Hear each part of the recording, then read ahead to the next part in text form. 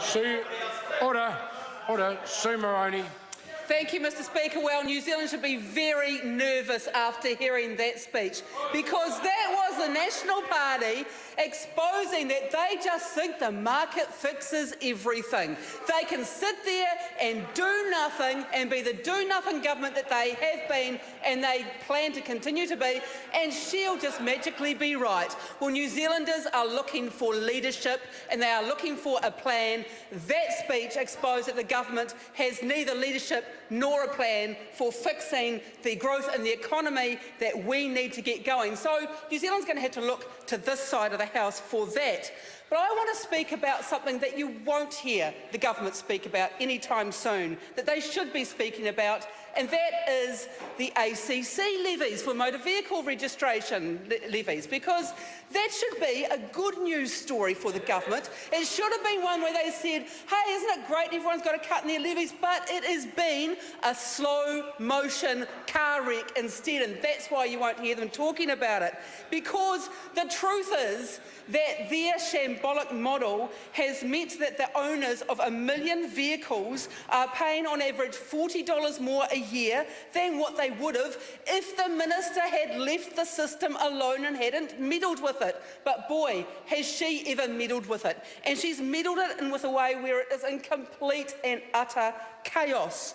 Already, within the first week of it being implemented, 22 different makes and models of cars have had to be reclassified and had their levies dropped as a result, and that's just in the first week alone.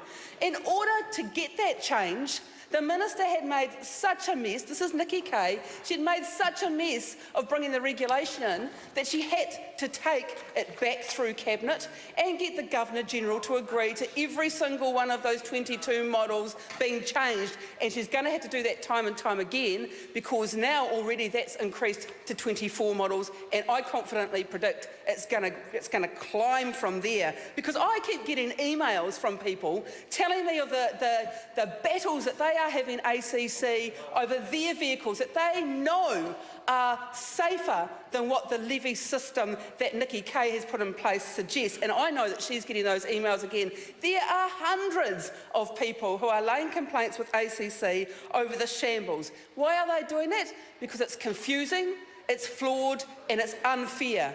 It's unfair in this way. It actually penalises people who can't afford the latest, safest model of car and makes them pay more, and gives the benefit, $41 million in total, transferring from that group of people over to a saving of $40 million in total for the people who can afford the latest, greatest model of car. That's simply what is happening. A shift in funding. It does not one thing to improve safety on our roads. That's the debacle of it, but it is a cost-shifting measure from one group of New Zealanders to another. So who are those groups of New Zealanders? It's actually taking money out of the pockets of our elderly people, of our youngest people, of our people who live in regional New Zealand, and placing that in the pockets of people who can afford the latest, greatest cars. That's the National Party, back up to its old tricks again, and no one's fooled by it. Certainly,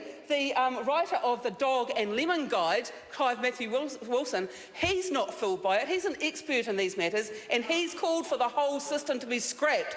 He's called for the whole system to be scrapped. He can't work out whether it's a dog or a lemon or it's both, but he knows it needs to be scrapped. We've also had Fair Go do 2 exposés, 2 separate investigations on this alone. Fair Go is a program that looks out for consumers, and it on 2 occasions already has done exposés on how rotten the system is.